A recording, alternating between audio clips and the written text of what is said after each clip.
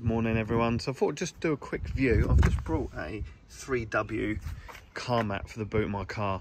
I've had a cheap one in there for ages, so I've just ordered this off Amazon. It was about 70 quid. I'm going to unbox it and then compare it to the one that I've got. I've just got it out the box. It turned up nice and quick. Good delivery, well boxed, well parcelled up, which is always good. This is my old cheap one. This is the underneath of it.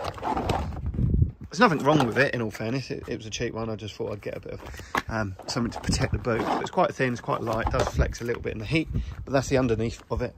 And this is the underneath of the new one. So you can already see it's quite a bit harder, a bit more well built than the cheaper one, which is what you'd expect. But I always wonder what's the difference between a 20 quid one and a 70 quid one. So here we go. So don't worry, that's the old one.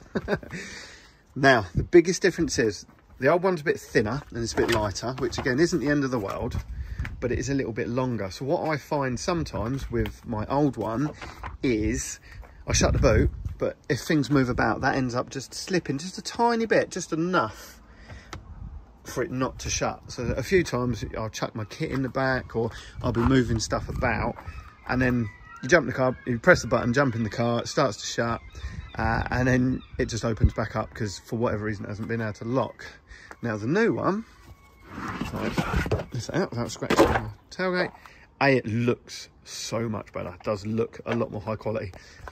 Nice little sticker, of course, bit of branding, but it fits. It's shorter, so it's built to just cover.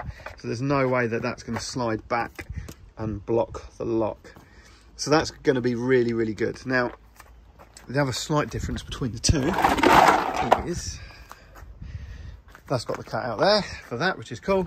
But this one is flat there. But this one has still got, so I'm assuming obviously for left-hand, right-hand drives. So it won't be a problem.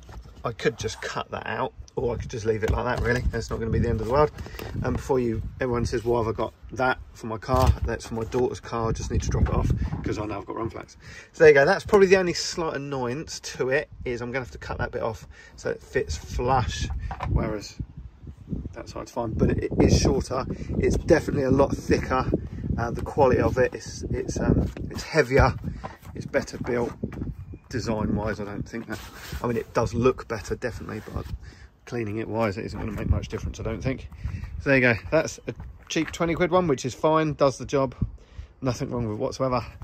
And then this one is a bit more expensive, but then you are paying for quality, and you can definitely see and feel the quality of it, and it fits the boot better, minus having to cut that bit out, but that's not the end of the world.